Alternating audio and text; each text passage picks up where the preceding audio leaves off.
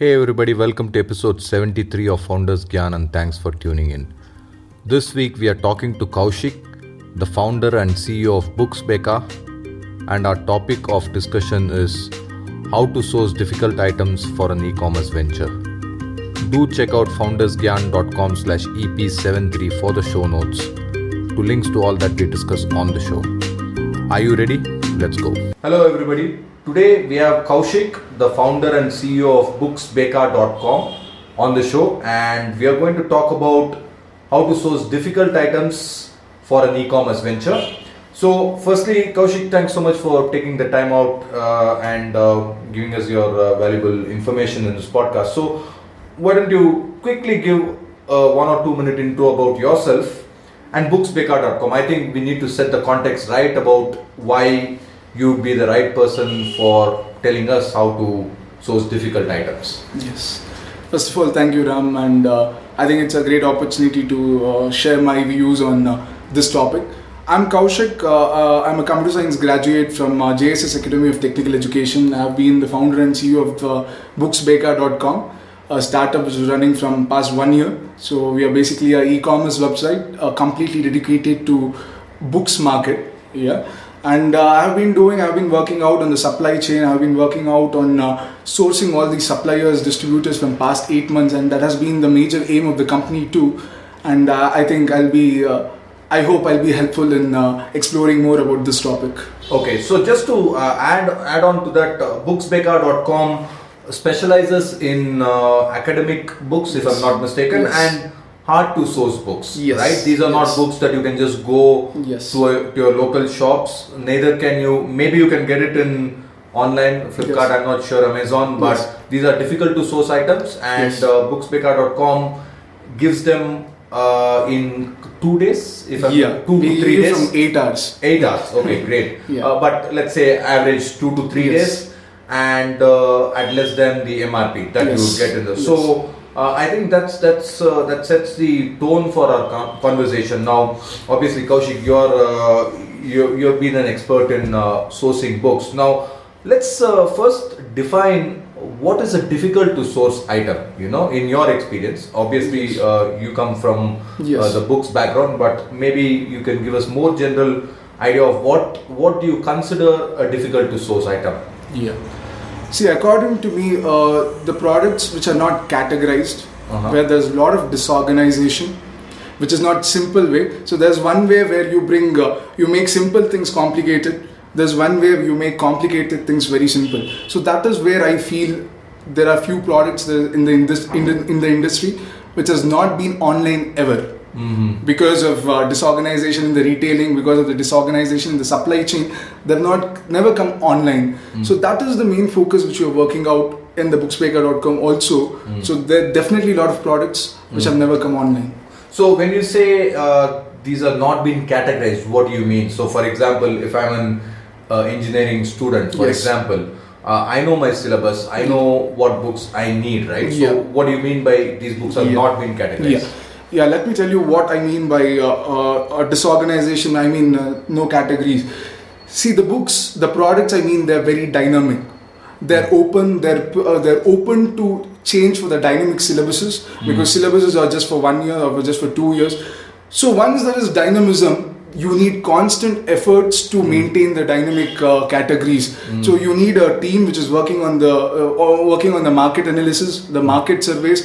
So that is what I actually mean, because these fields don't have a permanent solution. You need to be really dynamic. You need to be on the foot to say which is right and which is wrong in terms of product. So when you have a lot of efforts there, the lot of efforts have not been put. People have taken a very easy way solution where these are the long-term novels which I want to sell. These are the projects which are there in the market from 40 years, which are informations are available on internet. I just pull the information from the internet, put it there, put the prices there, and sell it. So that is what I mean by disorganization. It has not been categorized because there's a lot of efforts has to be put in a very dynamic way in this field. So basically these are items that can keep changing from Yes. year on year. Yes. Okay, so that's just an example. Obviously there could be Yes. other things that are Yes. not online. Yes. So now I think that's a good enough definition to work on. Now how can you tell us how we can build a supply for these items. So obviously you have done that. Now in booksbeka.com, how much SKUs do you have? If that's the correct term, how many SKUs do you have? How many books do you have? Yeah, we have like 30,000 products. 30,000, right? Yeah. So you have constant supply of these 30,000. Yes. So let's assume that maybe 90, 70%, 80% of them are in stock at any given point of time. Yes. Yes. So that's upward of maybe 20,000 plus books Yes. that are in stock. So how did you build a supply for these items? How can we also go ahead and build a supply for for these kind of items? Yes, I think first to start it is always the retailers, because you are a startup, you are new to market. So the first chain is to build who is the best seller who's already in the town. Okay, and who is less explored probably. So that is how we searched out. So first we started exploring who is the best retailer.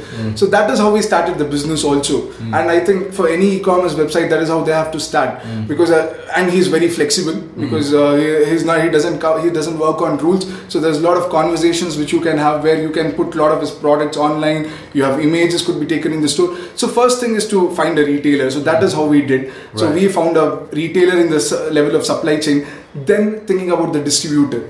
So that he's the next big fish in the market. So there's always one distributor who's working out on the market, who's been supplying all your retailers. But when you as a startup, when you go to a distributor, you need a certain amount of sales to show him that you are one of the player in the market. Right. Yeah. So that is how we built on. First to a retailer, then the analysis of the market, then the vision of booksbeka.com, the target of booksbeka.com. Then we pulled all the distributors in. So that is how we built a supply chain there. Okay, so basically you're saying start small, maybe build on some sales, and then once you have some sales, then you can go to the distributor. Otherwise, distributor is not going to take you seriously. Not at all. Have you been to a distributor before you build sales and you get rejected? Yes, of course. There's a lot of times because obviously, first of all, you have been compared to companies like Amazon, Flipkart. That is what at the beginning of the day they do that. Right. So they say they give so much of sales, but actually speaking, once you grow as into your dedicated market, you build a lot of traction. I think once you are compared on a global scale or a national scale, I think your dedicated market will have more revenues than companies like big e-commerce which are already doing. So yes, we had been very initially got rejected from famous distributors and also the publishers end. But I think our sales has really proved what we could do. So then right now we are connected to 18 distributors in Bangalore and 30 distributors throughout India. Wow. And that is something as achievement of 8 months, whatever booksbeka.com has done. And that I think every e-commerce company has to do that. Okay, very nice, very nice. Now let's talk about building a continuous pipeline. So I'm just creating a new word here. I don't know if that's the word you guys use or not. So basically what I'm trying to say is that, okay, you have a catalog, you have an item. Yes. Now, how do you make sure that, that your pipeline is smooth? I mean, many of these distributors and publishers may not have software systems that can integrate with your systems, right? Yes. So how do you make sure that what you have, how do you make sure that what you have listed on the website is currently in stock, is out of stock, is going to come 1 week from now? How do you do that? Yes. And I think fortunately in our end, because 70% of distributors have already come and have already seen the online spaces, and that is the reason there's already a system there. I'll talk about what 30% we have done. So there are a few distributors who have right. So one part is if they already have a system in place, you just have to find out. There's a direct integration. So every distributor is dynamic in sending his stock list. So every stock list goes into the website. So it is dynamically updated at that end. So 70% is yes. Right. So considering 15 to 16,000 of products, good stock, good survey, everything is very good in that end. But other 30%, we actually help them in making a stock, because there's always a go down full of books, but there is no regular lookup on which book is there and which book is not. So that is the reason we provide them the solution there. So we actually go in there, and I think that is what you have to do. That is the market we are looking out also, where there's a disorganization. So we actually go in there. They're not at all. I think you hardly find computers in the whole go down there. So there's distributors like that, and these distributors are in this market from past 60-70 years. So which means they're really huge. Right. So we go in there, we give them inventory solutions there. So we give them inventory solutions, we help them build an inventory. So we showcase them what has to be done, how is it to be integrated, and then we make sure there's all, if everything is not done online, we also make sure there is one representative of BooksBeka.com who is constantly going there to check out the stocks. So both are being done at our end. So there's online integration too, and I think there's also offline interest in doing that. Okay, so offline, I think we can understand. Online integration, so I think the distributors are okay with if somebody comes and takes a regular survey. But wouldn't you have a little bit more resistance when it comes to asking them to put in a system, because they might consider it an investment specifically for you, because other people are not requiring that. So how do you get over that hurdle? How do you convince them? Yeah, I think once you show them the sales and once you show them their competitors, I think they'll really understand what is the need there, because that is what we have done. There are very good distributors, but because they have not been adjusting to the new age of startups or new age of e-commerce, that's the reason they're really lagging behind. So what we try to do is we convince them the fact that there is a competition going on, and you have to really integrate, you have to really come up to the competition and build on, and that is how we have convinced them also. And it is not just for our startup, because we don't say, we go in there and we don't say help our startup. We just say it is your time to build your business too, and that is how we want to really help them. So, and the solutions you kind of try to help them implement are something that is very generic. They can use that to say sell on Amazon or Flipkart or other places also, right? So it's a gain for their business, right? Obviously you have to go in with that approach. You can't go in with an approach which is confined to our business. Yes, definitely not. Okay, great. Now let's talk about your worst entrepreneurial moment and the lessons you learned from this. And just as a background to our listeners, Kaushik also is running currently an NGO called Ramos Foundation. Ramos Foundation. Can you spell that out? RAMOSC. RAMOSC Foundation, and as that helps supply books to rural and semi-urban areas, and they've already built about 14 libraries. So he's been involved with that for the past several years, 4-5 years now. So talk to us about your worst moment. I mean, it could be in BooksBeka, preferably, or it could be like in your NGO also.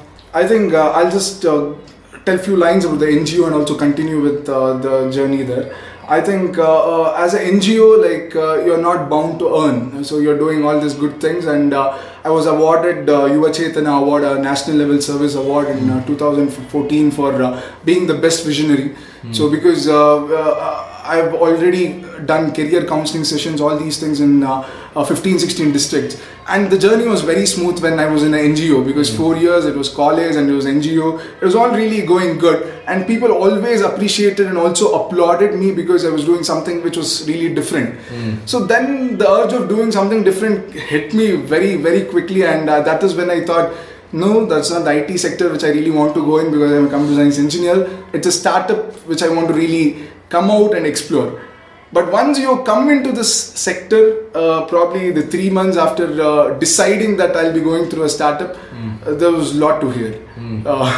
There was a lot to hear, and from the college, from your colleagues, from your seniors, from your family, relatives, everywhere making me go really low, because I had already built a team of 7 to 8, and it was not just me who has to take care. I have to take care of all of them. I have to see about their families too.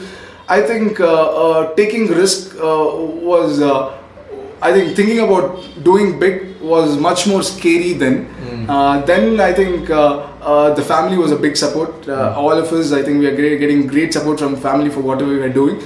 Then I think, I don't want to call it really worse, but that was something which taught us a lot of things, to pick people around us, to make a good company, because to bring in people who think the same way which I think, like-minded minds, and all these things. So telling all these things, from then we have been having a very great and good journey. Okay, great. So thanks for sharing that with us. Now, Is there a daily or a morning ritual that you follow? Can you share it with ourselves?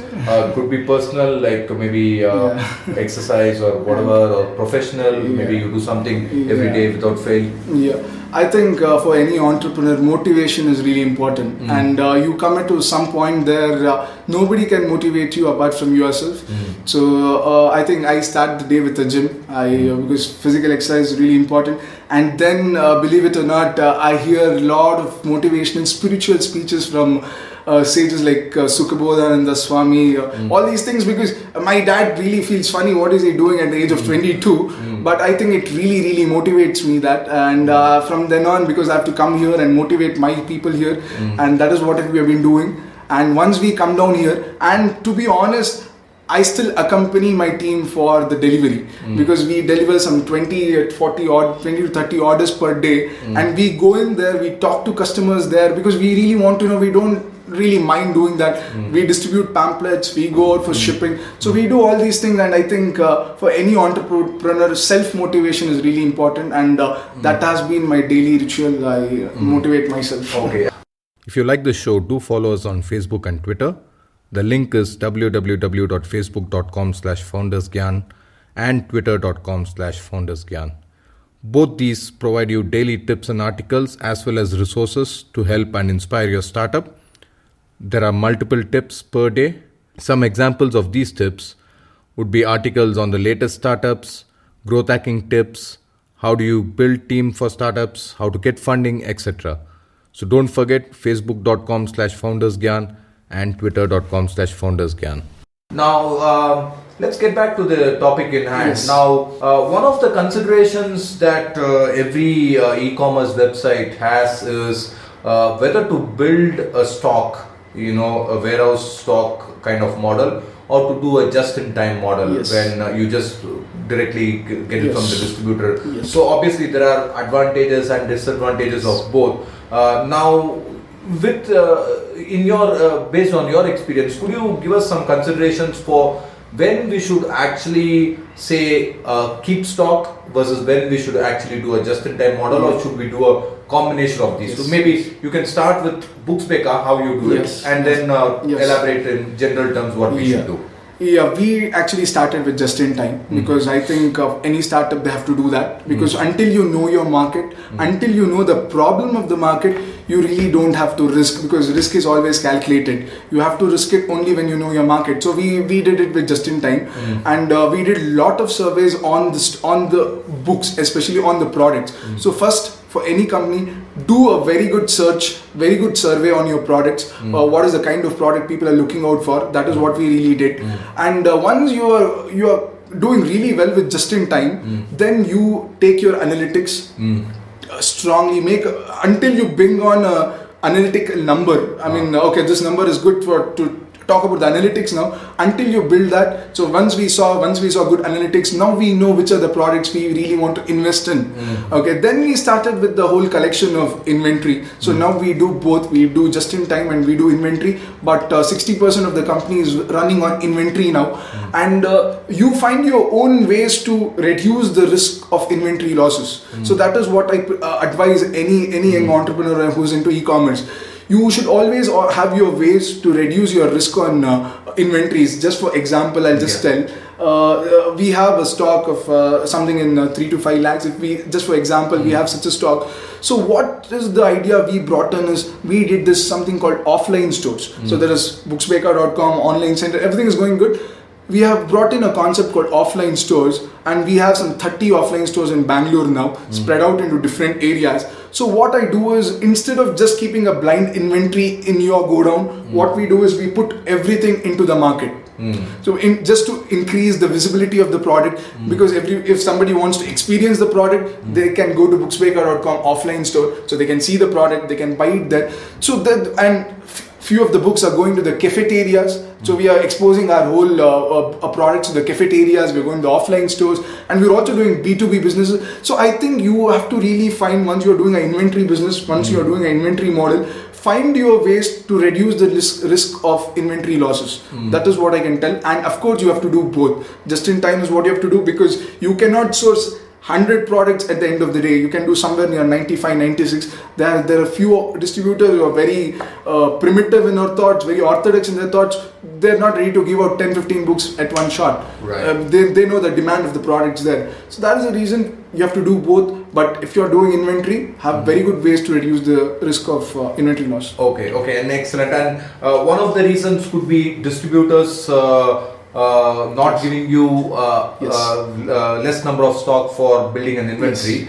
Is there anything else like any other advantage? Does building an inventory help you service customers faster? Yes, lot of advantages because any e-commerce model, I think according to our understanding, it won't run in just in time. Because once you're going into the inventory model, you're cracking a bigger margin.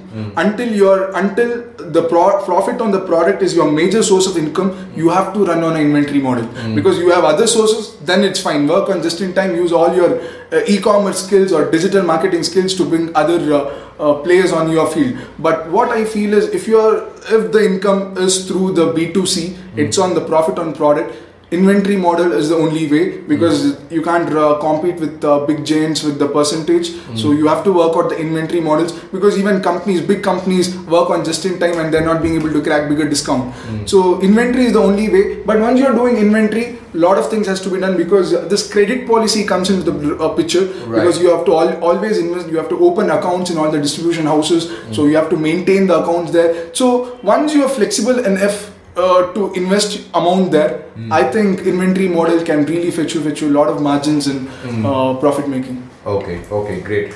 So now let's talk about the biggest challenges in sourcing items that are difficult. What challenges did you face, and what do you think startups generally face? One is obviously you're very new, the distributors don't know you, so they might not trust you. But apart from that, is there any other challenges that you face? I mean, did you have trouble finding the right people? Could you talk through us? Yes.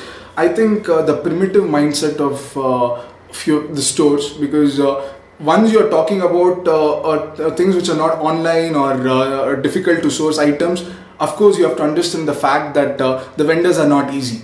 So whichever distributor you're speaking to, because people would have already done this, because if it was not that easy.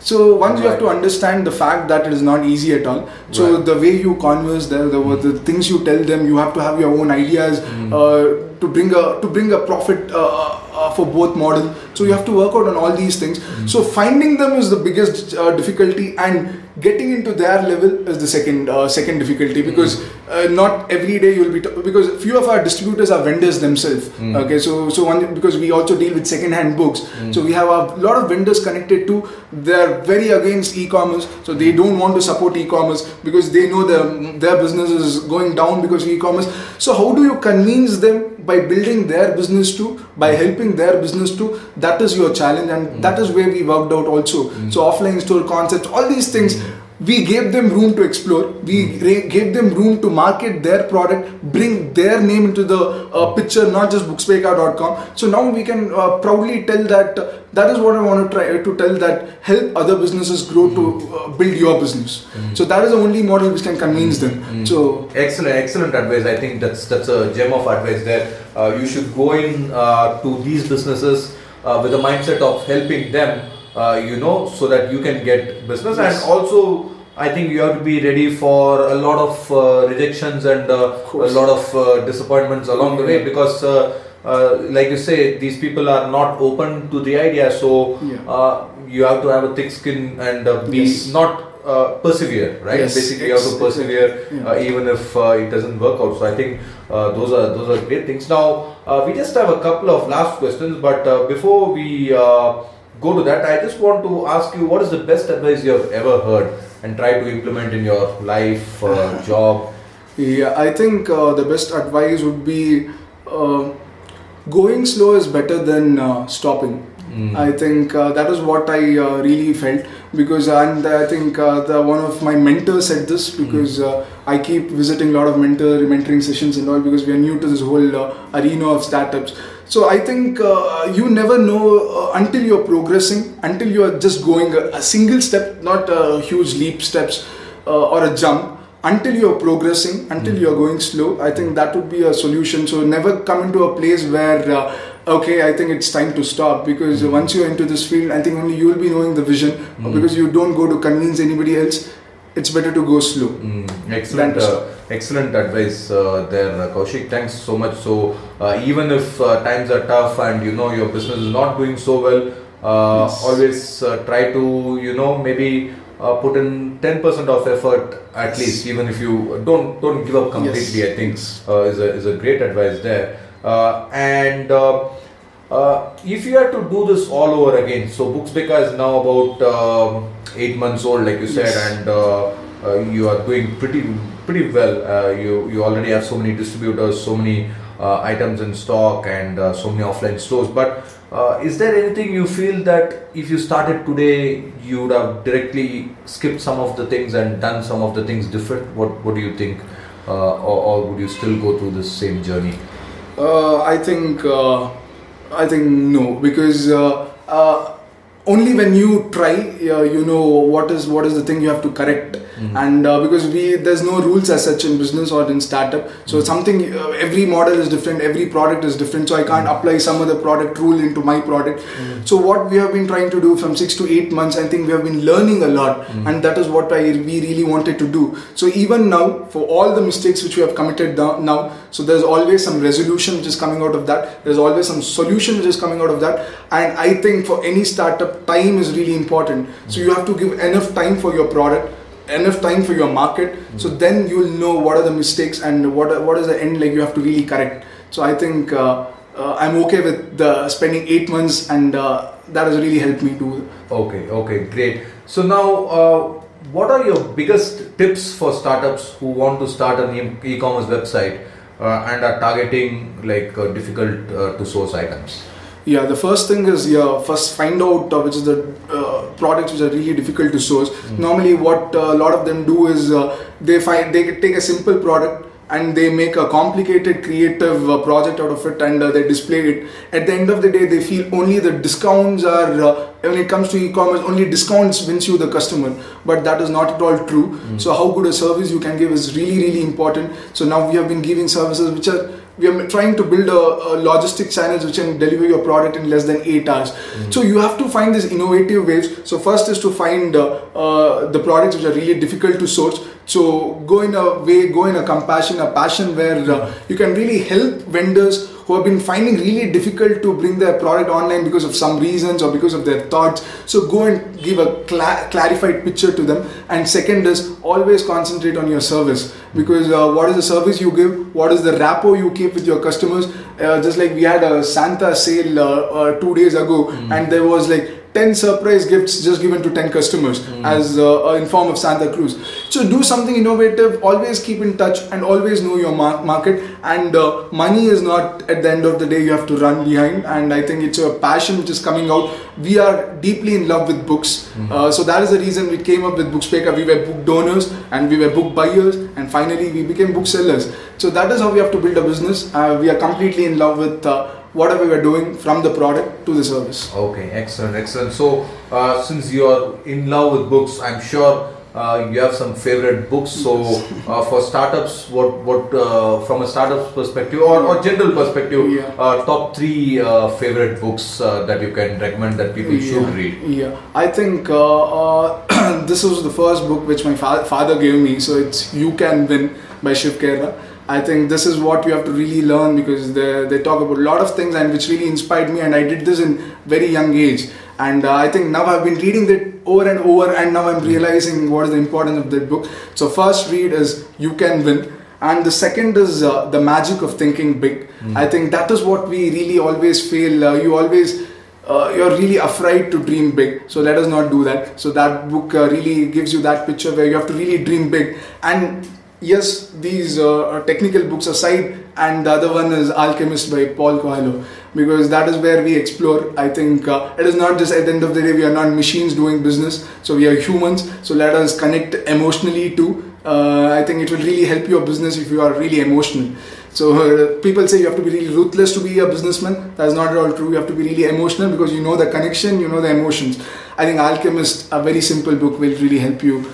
Okay, excellent. I've read both Magic of Thinking Big and Alchemist. I haven't read the You Can Win, which I'll I'll add it to my to read list.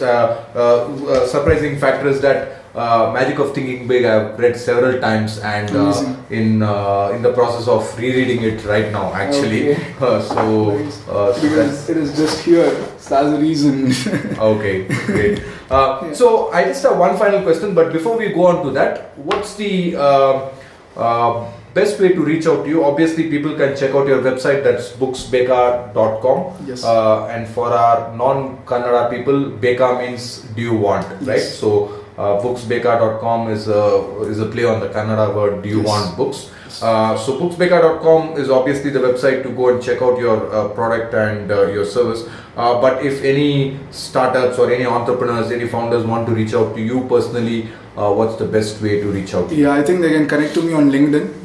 The profile is Kaushik HA. I think we'll be very happy, and we have been in the startup ecosystem from 1 year, and we have been loving it. So we do a lot of mentoring sessions. We go in there, and also we pass on the advices what we seek there. And I think I'm very easy to reach out to. Okay, LinkedIn. Okay, yeah. So I will. I have your LinkedIn account, so I will link that up on the show notes page. So we'll move on to the final question. So this is how I end all my interviews, and this has been such a great interview. So I think so.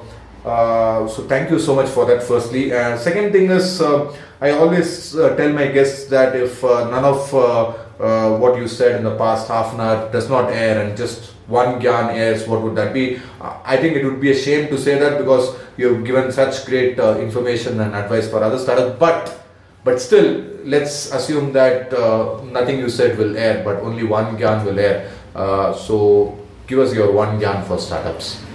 I think, as I already said, it's better to go slow than to stop. Because once you're in the startup field, there are a lot of players, there are a lot of people. Normally it scares you, the fact there are companies like big giants who are doing e-commerce. So I think nothing should scare you. Okay, if you're going slow, also always be dedicated, always give a lot of time, and do with a lot of love and passion. Because if you are not doing it, even if you are if you're doing a lot of sales, a lot of profit, also if you're not doing with love and passion, at the end of the day, you'll not be sustainable. So do with a lot of passion and love for the business. Okay, excellent advice, Kaushik. Thank you so much for taking the time out and talking to us, and I wish you continued success in both booksbeka.com as well as your NGO. I think you're doing a great service to people. So thank you so much. Thank you, and thanks for the opportunity always. Thank you, Ram. There you have it, folks. Another founder, another interesting topic. I hope you had fun in listening to the show and also got something useful out of it. Do check out www.foundersgyan.com/EP73 for the show notes, and do leave a review on the show notes page or on iTunes if you like the show. I'll be back next week with yet another entrepreneur and an interesting topic. In the meantime, good luck on your startup adventure, and bye for now.